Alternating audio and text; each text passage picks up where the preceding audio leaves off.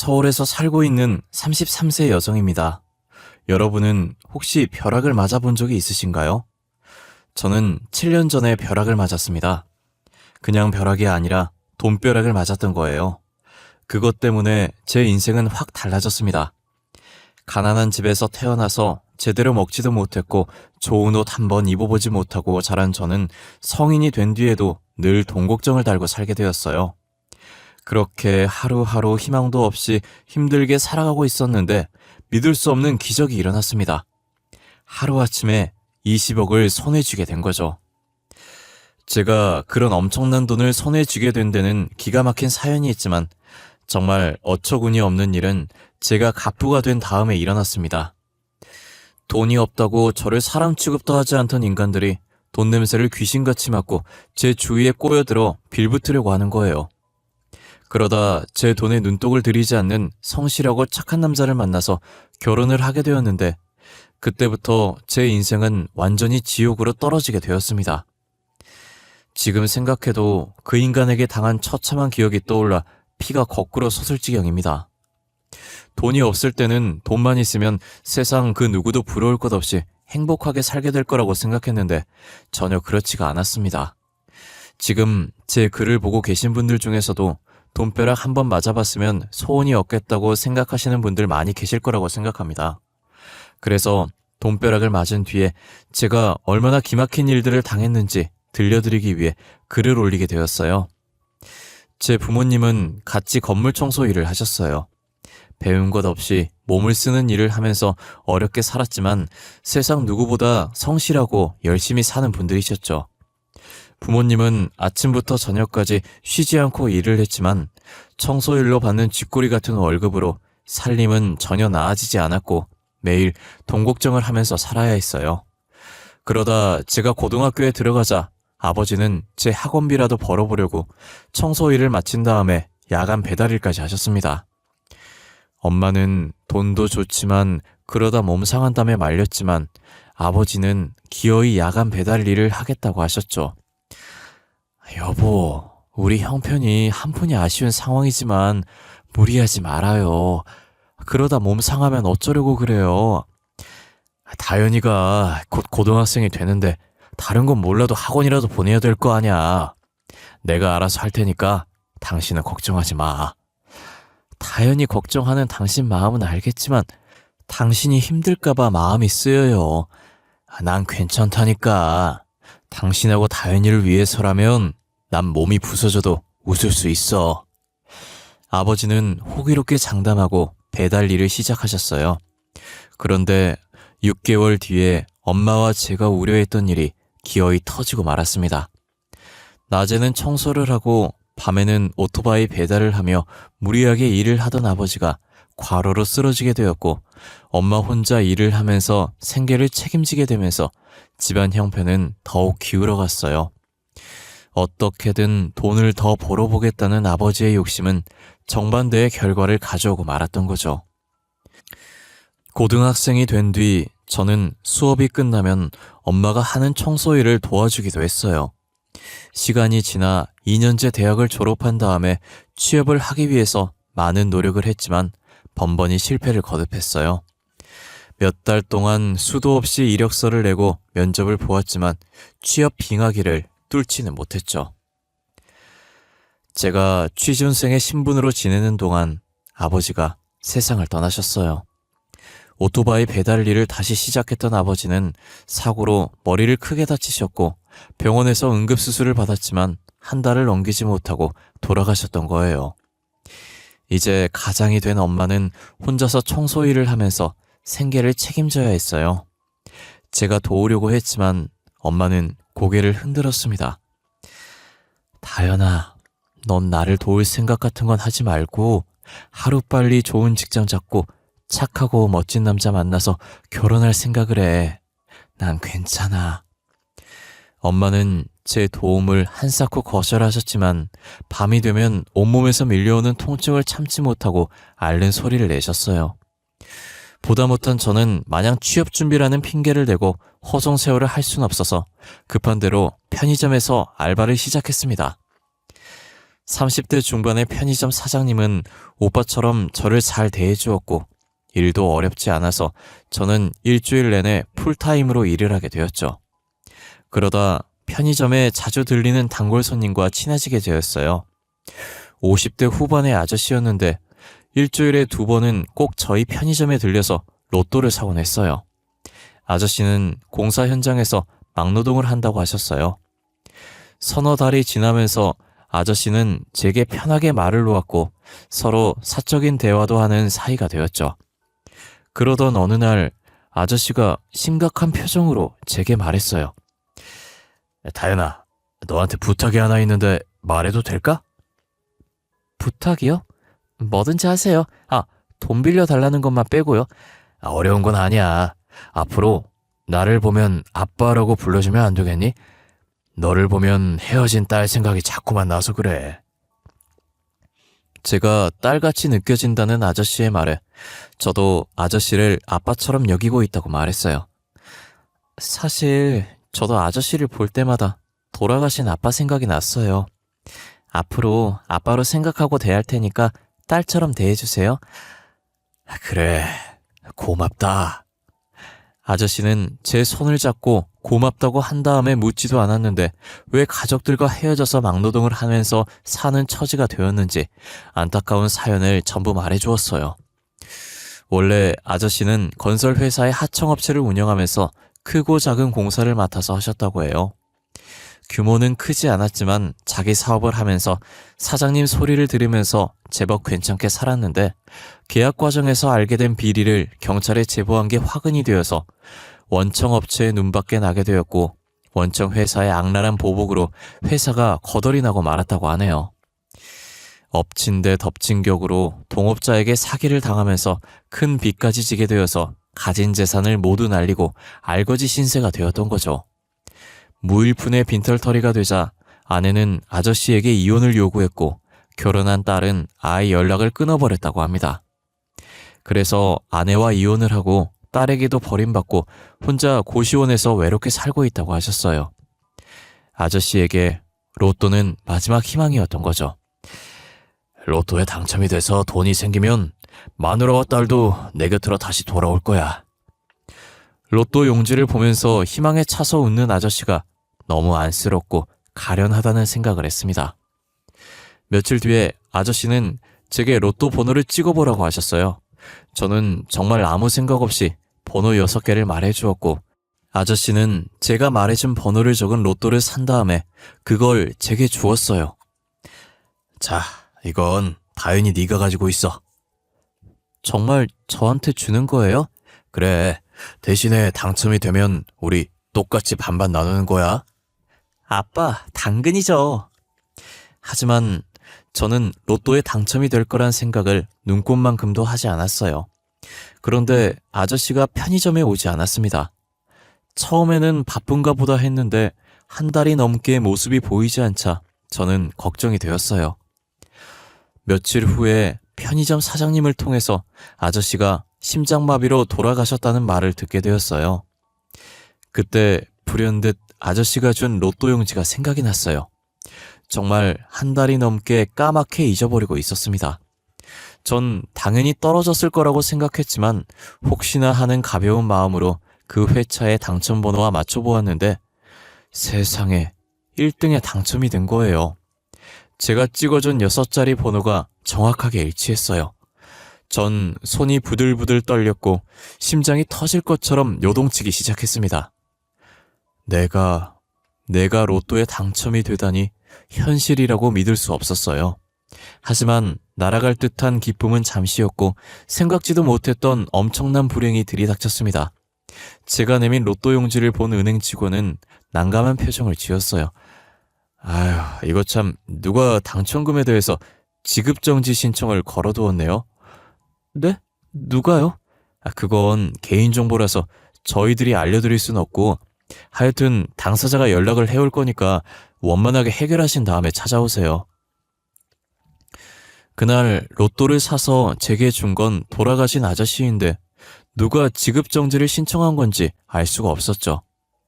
하지만 며칠 뒤에 돌아가신 아저씨의 전처와 딸이 편의점에 들이닥쳐서 제게 당첨금을 내놓으라고 윽박질렀어요. 그녀들이 한 짓이었던 거예요.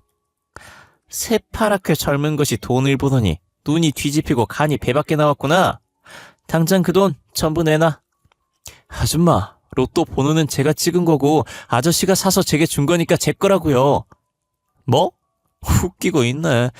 네가 아직 세상 무서운 줄 모르나 본데 험한 꼴 당하기 전에 당첨금 전부 내놔.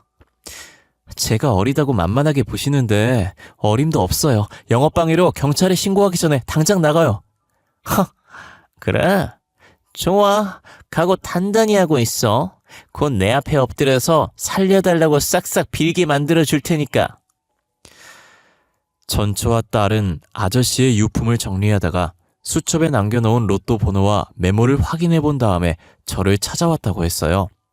그녀들은 변호사를 찾아가서 자문을 받았더니 그 당첨금은 자기들 것이 확실하다는 말을 들었다면서 저를 협박했습니다. 그날부터 그녀들은 매일같이 밤낮을 가리지 않고 수도 없이 협박 문자를 보냈어요. 밤길 조심해라. 돈을 주지 않으면 청부업자 고용해서 쥐도 새도 모르게 죽여버리겠다. 보기만 해도 소름이 끼치는 문자들 때문에 저는 노이로제에 걸릴 지경이 되었죠. 그리고 마침내 그녀들은 저를 상대로 당첨금의 절반을 내놓으라는 소송까지 걸었어요. 법원에서 소송장과 출석 요구서 같은 게 날아오자 엄마는 제가 당장 잡혀갈 거라고 생각하고 하늘이 무너진 것처럼 깊은 한숨을 쉬셨어요. 다현아, 돈보다는 사람이 살아야지. 그것들은 돈에 눈이 뒤집혀서 무슨 짓을 할지도 몰라. 그냥 달라는 대로 주고 끝내자. 무서워서 살 수가 없구나. 가장도 없이 집안에 여자 둘뿐이니 엄마와 저는 의지할 데가 없었어요. 엄마와 저는 여러 날을 고민하다가 억울하고 아깝지만 그녀들이 원하는 대로 돈을 주기로 했어요. 그때 전후 사정을 모두 아는 편의점 사장님이 저를 말렸습니다. 그 여자들이 뭐라고 떠들면서 협박해도 그 돈은 네 거야. 무섭다고 도망치려고 하지 말고 당당하게 맞서서 싸워. 저도 그러고 싶어요. 하지만 말이 쉽지 무서워 죽겠다고요. 이젠 문자가 오기만 해도 경기가 날 지경이라고요. 정말 악독한 것들이야. 내가 잘 아는 변호사 소개해 줄 테니까 너도 맞대응해. 그런 쓰레기 같은 것들한테는 정면으로 맞서야 돼. 나도 도와줄 테니까 기운 내. 네, 사장님. 고마워요. 사장님은 저를 그 변호사의 사무실로 데리고 가서 소개해 주셨어요. 그는 사장님의 대학교 후배라고 했습니다. 변호사 개업한 지 1년밖에 안 된 햇병아리지만 실력은 아주 뛰어난 친구야. 최정수라고 합니다. 잘 부탁드립니다. 부탁은 오히려 제가 드려야죠. 선배한테서 상황은 들어서 잘 알고 있어요. 이 소송은 무조건 다현 씨가 이기게 되어 있어요. 네? 정말요? 그럼요. 제가 보기에 그 여자들이 노리는 건 심리전이에요. 소송보다는 다현 씨를 괴롭혀서 돈을 뜯어내려는 수작이죠. 그러니 그 여자들 헛소리에 놀아나지 말고 버티기만 하면 됩니다. 그는 법에 대해서는 무지랭이인 제가 알아들을 수 있도록 쉽게 설명해 주었고 그를 만난 다음에 저는 천군만마를 얻은 것 같은 자신감이 들었어요. 제가 맞대응한다는 소식을 들은 그녀들은 더 집요하게 저를 괴롭혔습니다. 그러자 변호사가 나서서 그녀들을 경찰에 고발했고 그때부터 저는 그녀들의 협박 문자와 괴롭힘에서 풀려나게 되었습니다. 몇 달을 끌던 재판 결과 제가 이겼고 저는 당당하게 은행을 찾아가서 세금을 제하고 약 20억이 입금된 통장을 받았습니다. 그제서야 제가 돈벼락을 제대로 맞았다는 게 실감되었어요. 저는 이제 뭘 할까 여러 가지로 생각을 하다가 작은 카페를 차리기로 마음을 먹었어요. 그런데 제가 거액을 가지고 있다는 소문이 퍼지자 온갖 사람들이 저를 찾아와서 사정을 했습니다. 연락이 끊어졌던 친구부터 친척들까지. 평소에는 가난한 청소부의 딸이라고 사람 취급도 하지 않다가 이제는 제게 꼬리를 치면서 돈을 빌려달라고 아양을 떨었어요. 20대 중반의 젊은 여성이 갑자기 수십억을 가지게 되면서 저는 사람들이 돈 앞에서 얼마나 비굴해지면서 겉과 속이 달라지는지 똑똑하게 보게 되었어요. 1년이 지나면서 카페는 자리를 잡았고 엄마와 저는 넓은 아파트를 사서 이사도 했어요. 돈이 생기니 나이가 어린 여자라고 무시하는 사람은 하나도 없었고 모두들 제 비위를 맞추려고 굽신거렸습니다. 그러면서 저를 도와주었던 변호사와 만남도 이어졌어요. 소송을 준비하면서 자주 만난 저희들은 서로에게 호감을 가지게 되었고 오빠 동생처럼 편하게 지내는 사이가 되었던 거죠. 그러다 같이 저녁을 먹는 자리에서 그가 제게 사랑을 고백했습니다. 우리 만난 지도 벌써 1년이 넘었지? 맞아, 시간이 참 빨라. 우리 언제까지 이런 사이로 만나야 될까? 이런 사이라니? 그게 무슨 말이야? 친구도 아니고 애인도 아니고 어정쩡한 사이 말이야. 오빠는 어떻게 생각해? 사실 오래 고민했어. 그렇지만 더는 미룰 수 없어. 나는 벌써부터 너와 결혼할 생각을 하고 있었어. 그런데 사람들 시선 때문에 망설이고 있었어. 사람들 시선 때문이라니? 사람들이 네가 가진 돈 때문에 결혼하려 한다고 생각할 게 뻔하잖아. 그는 예전부터 저를 마음에 두고 있었지만 오히려 제가 가진 돈 때문에 고백을 망설여왔다고 했어요. 내가 분명하게 말하는데 돈 때문에 결혼하려는 거 아니야. 그건 나도 알아. 솔직히 나도 오빠가 좋아. 은근히 고백해주기를 기다렸어. 그래, 그럼 우리 결혼하자. 다른 사람들이 어떻게 생각하든 우리들 사랑만 확실하면 되는 거야. 그렇게 저희들은 결혼을 약속하게 되었죠. 주위에서 돈을 보고 제게 호의를 베푸는 사람들이 있었지만 적어도 그는 그런 부류의 인간들과는 다른 사람이란 생각이 들었어요. 1년간 만나보니까 그는 남의 돈에 욕심을 내지 않는 순수하고 깨끗한 마음씨를 가진 남자라는 확신을 가지게 되었거든요. 저는 엄마에게 변호사와 사귀고 있다는 말을 처음으로 했어요. 그런데 좋아할 줄 알았던 엄마의 표정이 무척이나 어두웠어요. 사람은 누구나 자기 분수에 맞는 짝을 만나야 하는 법이야. 내 주제에 변호사 사위를 보더니 너무 기울어지잖니. 그래서 걱정이다. 엄마, 그런 건 걱정하지 마. 내가 아는 한 변호사라고 못 배운 사람 무시하는 저질은 아니야. 그러면 다행이다만 10길 물속은 알아도 한 길 사람 속은 모르는 법이야. 일단 한번 만나봐. 이번 주말에 집으로 데리고 올게.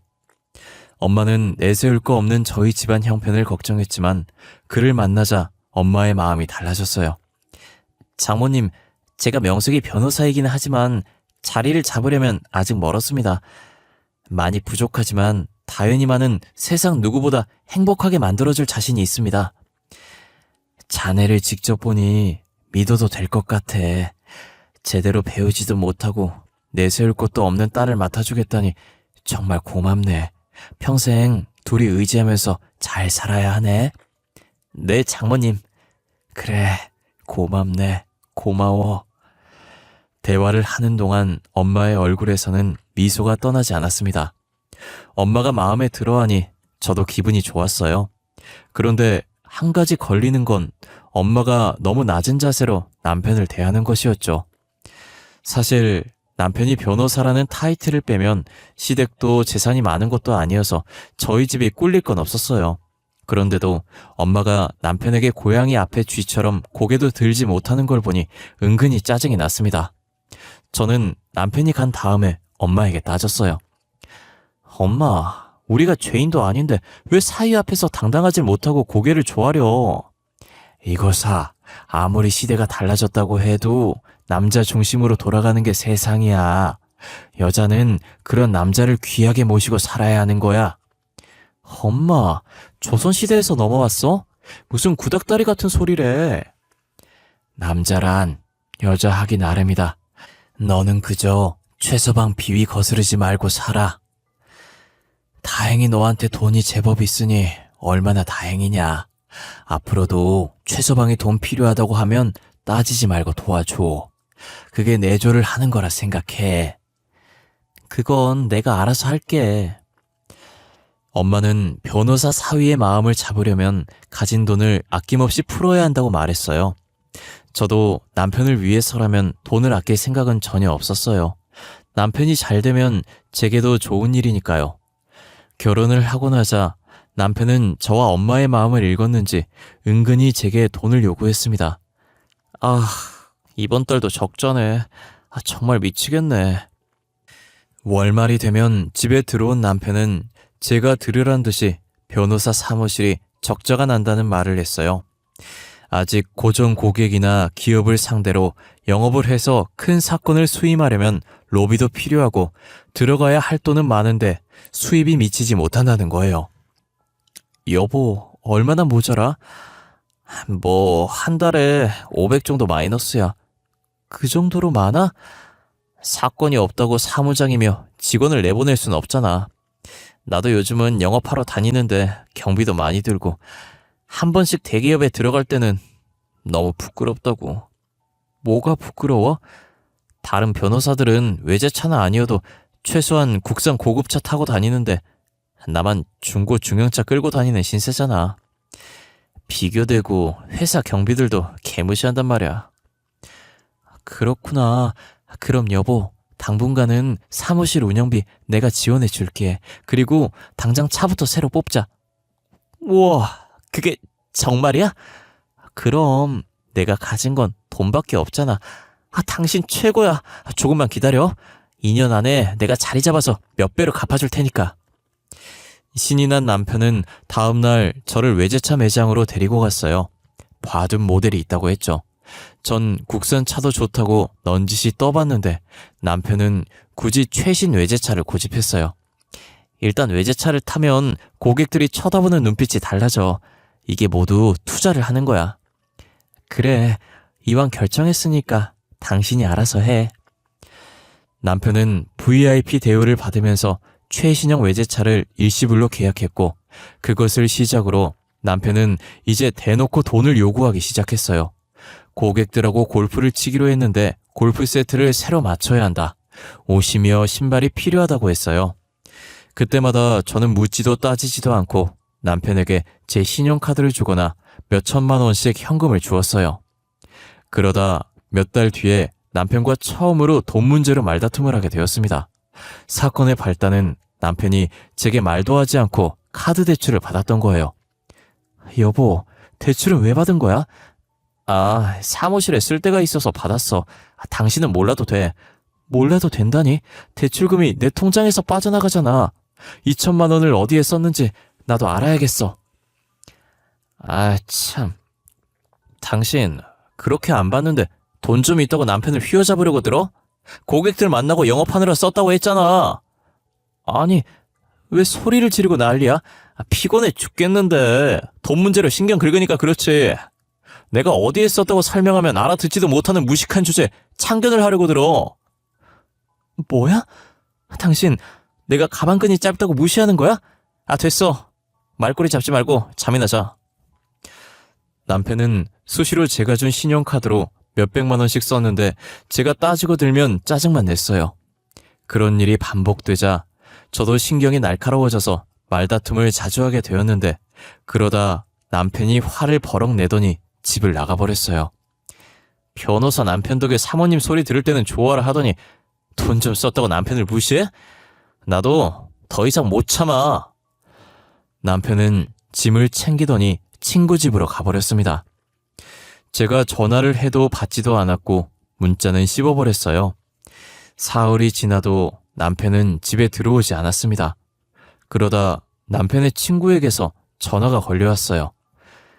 재수씨, 잘 지내셨어요? 네. 우리 그이랑 같이 지내시는 거 맞아요? 예. 안 그래도 그것 때문에 연락드렸어요. 정수 녀석이 화가 많이 났더라고요. 무슨 일인지 모르겠지만 재수씨가 넓은 아량으로 용서해 주세요. 제가 잘 달래서 오늘 집에 들여보낼게요. 네, 고마워요, 성현씨. 친구 말대로 남편은 그날 밤에 집에 들어왔어요. 저는 남편과 다시 싸우기 싫어서 앞으로 돈 문제를 따지지 않겠다고 약속까지 했습니다. 그런데 얼마 지나지 않아서 남편은 또 아무것도 아닌 일에 트집을 잡고 싸움을 걸었어요. 제가 참고 견디다가도 화가 폭발하면 남편은 바로 짐을 싸서 친구 집으로 가버렸습니다.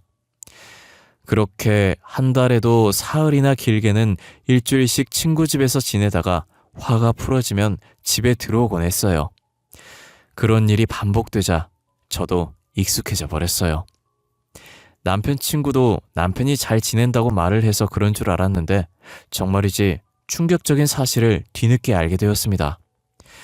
그날도 남편은 제게 화를 내고 집을 나가버렸고 늘 있는 일이라서 며칠 뒤면 들어올 거라고 생각하고 있었는데 남편 친구가 전화를 해서 만나자고 했어요. 재수씨, 정수 문제로 꼭 드릴 말씀이 있어요. 가게 마칠 시간쯤에 제가 들릴게요. 밤늦게 카페로 온 그는 남편이 무슨 짓을 저지르고 있는지 경악스러운 사실을 들려주었습니다. 그동안 정수 녀석이 하도 사정을 해서 가만히 있었는데 더 이상은 안 되겠어요. 재수씨, 정수 녀석 다른 여자랑 딴살림 차려서 살고 있어요. 네? 그게 무슨... 정수 녀석 처음부터 재수씨 돈을 노리고 결혼한 거 맞아요. 결혼 전부터 사귀는 여자가 따로 있었어요.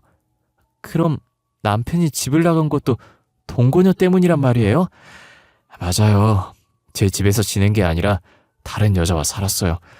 그동안 속인 거 진심으로 사과드릴게요. 남편 친구는 남편이 의도적으로 제 감정을 건드렸고 그걸 빌미로 가출해서 동거녀와 놀아났다고 했어요. 저는 온몸이 떨렸고 심장은 터질 듯이 요동쳐서 숨을 제대로 쉴 수 없는 지경이었어요. 그동안 대출을 받은 것을 포함해서 제 돈으로 동거녀의 생활비를 대주고 있었던 거죠. 정수놈은 재수씨를 그저 소폰서로 생각하고 있어요. 얼마 전에 동거녀가 임신을 했어요. 이거는 제가 참을 수가 없네요.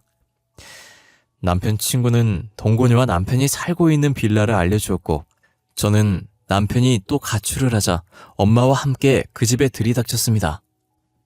저를 본 남편은 얼굴이 백지장처럼 질리면서 굳어버렸습니다. 이런 처죽일 놈 같으니 명색이 법을 공부했다는 변호사라는 놈이 이런 파렴치한 짓을 해? 엄마는 악에 받쳐서 남편의 뺨을 연달아 갈겨버렸습니다. 장모님, 그러니까 제 말을 들어보시고 네 놈 입에서 나오는 더러운 변명은 듣고 싶지도 않아. 여보, 모두 오해야. 사실은 말이야. 뻔뻔스러운 인간 같으니 넌 내가 만난 인간들 중에서 가장 말종이야. 내 가슴에 못을 박았으니까 나도 똑같이 갚아줄 테니까 각오해. 남편은 제 다리를 붙잡고 울면서 호소했지만 저는 남편을 상대로 이혼 소송을 제기했습니다. 남편은 변호사인 자기 체면을 생각해서라도 소송만은 하지 말아달라고 애원했지만 여자가 한을 품으면 얼마나 무서운지 모르고 있었어요. 저는 위자료에 더해서 남편이 그동안 저를 속이고 동거녀에게 써버린 돈까지 반환 소송을 했고 전부는 아니지만 일부는 돌려받을 수 있었습니다. 전 남편이 딴 살림을 차렸다가 이혼 당했다는 소문이 퍼지자 사무실 직원들은 모두 떠나버렸고 전 남편은 변호사 자격까지 박탈당했다고 하네요. 그리고 동거녀에게도 사기죄로 소송을 당했다고 합니다. 동거녀에게는 총각인 척 행세를 했고 자기가 국제 변호사에서 외국 출장이 많다는 거짓말을 했다는 겁니다. 모두가 자업자득이겠죠. 여러분들도 돈에 눈이 멀어서 짐승 같은 짓을 하는 일은 절대로 없기를 바랍니다. 그동안 제 이야기 들어주셔서 감사합니다. 모두들 행복하세요.